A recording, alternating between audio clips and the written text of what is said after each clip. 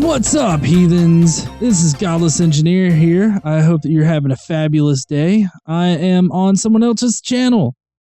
Dude, what are you doing? Thank you, Paulogia, for allowing me to grace you with my presence. You're like 3 hours early and starting without me? Not okay. What the fuck's up with the cartoon thing? It's cool, right? Really? Hi, and welcome to Answers News for July 20th, 2017, and lots of things today. Oh my goodness. And it's a little bit lighter today. I know Monday was a little heavy, so we got some fun things today. Let's start with one of those fun things. One of my favorite things. Hashtag Arkonomics. You'll recall that the town in which Ken Ham's $100 million Ark Encounter attraction is located passed a 50-cent per ticket safety tax to cover the police, medical, and fire infrastructure used by the Ark. Rather than simply collect and remit this tax, Ken Ham sold the for-profit Ark to his own non-profit company for $10 and declared himself exempt. But this move was in violation of the $18 million sales tax credit from the state of Kentucky, and the state promptly cut him off. You may think that Ken is ignorant, but he's no dummy. It will come as no surprise that he's since sold the Ark back to his for-profit division for another $10, setting everything right again with the state and reluctantly agreeing to pay the safety tax. So, much like an episode of The Simpsons when it was good, a lot of crazy and funny stuff happened, but in the end, everything went back to how it started. Uh-oh, sorry. Let me just get my girlfriend and I'll go. Hey, Crystal, wake up! It's so ridiculous. Like, I really can't believe Ken Ham was like, hey guys, we got ourselves a loophole here. If we just sell ourselves to the nonprofit, then we don't have to pay that tax. It's like, do you not think that people are going to notice? Do you not think that people are going to be like, I guess they're not a for-profit business now and they're not allowed to get this tax money? It's quite amazing to see them like fail miserably. I mean, I'm having fun with it.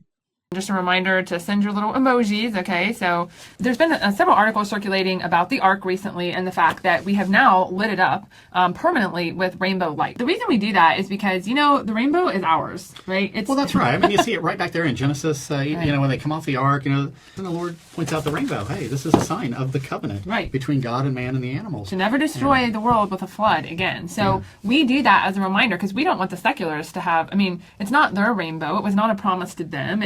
They've chosen to give it some meaning, but it's not the meaning. God's the one that he designed it. He has the right to name it and the right to say what it means. I love how these people think that the rainbow is like some kind of magical, mystical thing.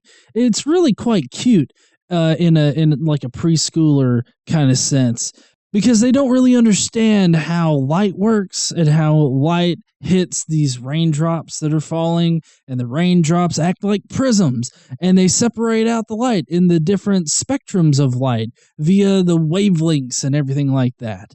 I mean, we understand how color works, but these people don't because they can't do basic science.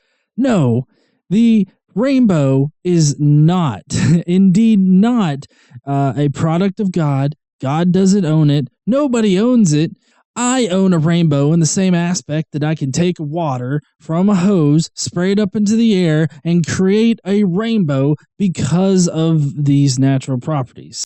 So we're taking it back. So yeah, and then just to mention too, there's been a couple of articles circulating about some of the Answers News from last week that I did with Dr. Danny Faulkner about the flat Earth, and I know Ken and I are out of here. Next thing you know, you're stirring up news. I know, we're talking about the flat Earth. No kidding.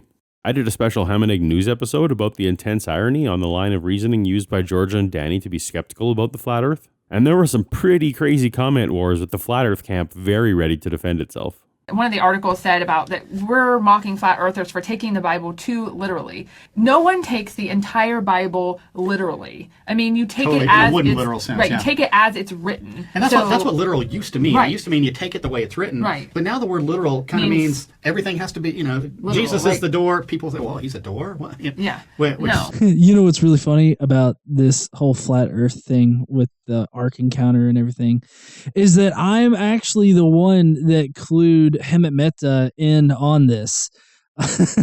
But them trying to discern like the different kind of literalies that happen there, it was hilarious to me.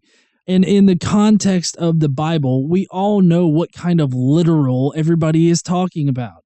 Them special pleading the kind of literal that creationists use in order to understand the Bible just soils their own arguments.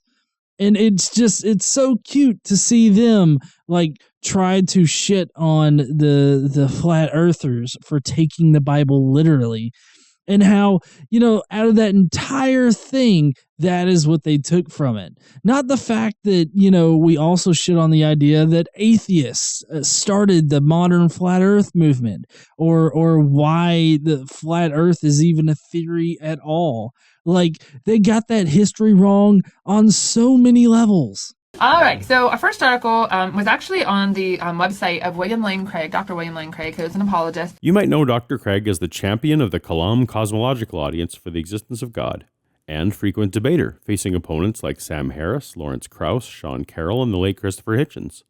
William Lane Craig fights for Jesus every day, so I'm sure this story is here so that Answers in Genesis can congratulate him on a job well done. Now, what's interesting here is William Lane Craig actually holds to an old earth. He holds to some of that pagan origins account. He tries to mix it with He's a professing Christian, but he holds to the old earth beliefs. Right. In other words, he wouldn't believe in Genesis necessarily either. No. Uh-oh. Turns out Craig's position is even a little stronger than that. That is just hugely embarrassing that over half of our ministers really believe that the universe is only around 10,000 years old. This is just scientifically, it's nonsense, and yet this is the view that the majority of our pastors hold. It's really quite shocking when you think about it. So he writes this letter to William Lane Craig, basically saying, my problem with Christianity is, and this is just perfect in the sense of what he says here, that if you can't believe the Old Testament and the accounts given in Genesis, like creation and the flood, why should you believe in Jesus Christ? Why should you believe that the Bible is the inerrant word of God? Yeah, basically, if you can't trust this part of the Bible, why would you trust the rest of it? Yes, exactly. Great question. I don't talk about it much, but this is actually the one thing that Answers in Genesis and I fully agree upon. Without Genesis, the New Testament is unnecessary.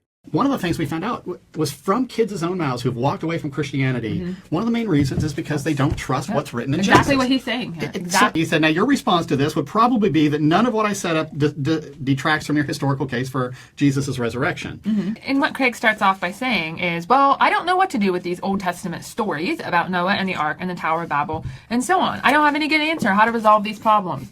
The Bible, yes. Take it as it's written. I do have to agree somewhat with William Lane Craig on this, which I'm not going to do all that much. But, I mean, you don't have to take the Old Testament literally in order to believe in a Jesus or anything like that. Now, I'm a Jesus mythicist, so I don't think that Jesus actually existed.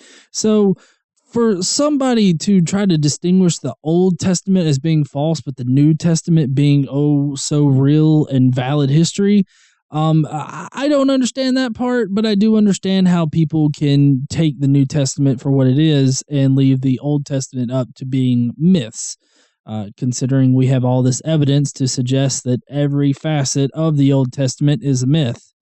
That's kind of the big indicator there. Now, if I was being cynical, I might hypothesize that because William Lane Craig's books are mainly about the New Testament, that he might want to sell his books to the most possible people. And around the world, most Christians believe in an old earth. So a young earth position alienates buyers. And the motives of the Answers crew? Well, I want to encourage people to ask the questions. And that's what some of these books are about right here.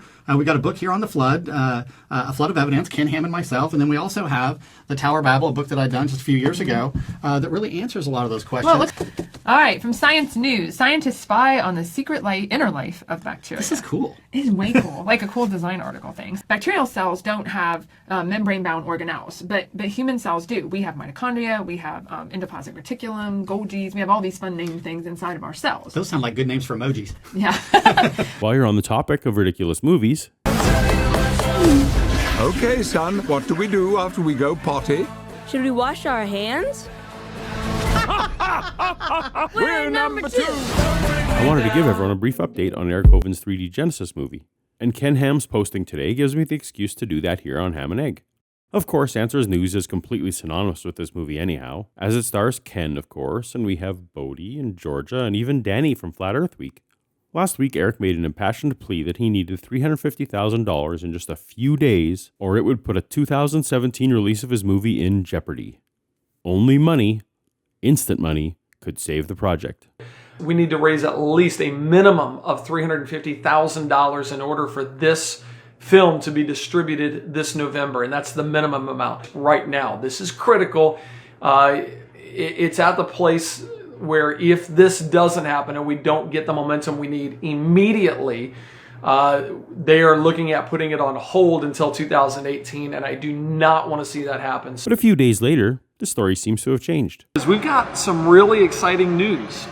We are about to sign the distribution agreement to get the movie into theaters. Cannot believe this. We've been waiting for this. As of the time of this recording, that emergency fundraiser was barely over $7,000, and the goal has gone up from $350,000 to $500,000. But you just heard Eric say that he has a distributor, so the money he begged for wasn't necessary after all. It can't be that they were impressed with this surge of 1% towards his goal.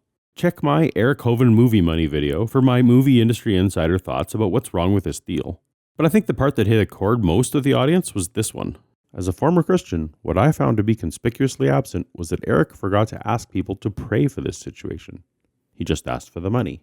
To me, that's telling. Is it too much to think maybe Eric saw my comment and wanted to fix it? Even if you were an atheist and saw all these things come together to where we're at, to the phone call that just happened yesterday, you would say, God's answering prayers, okay? And by the way, for all the prayer warriors out there, thank you.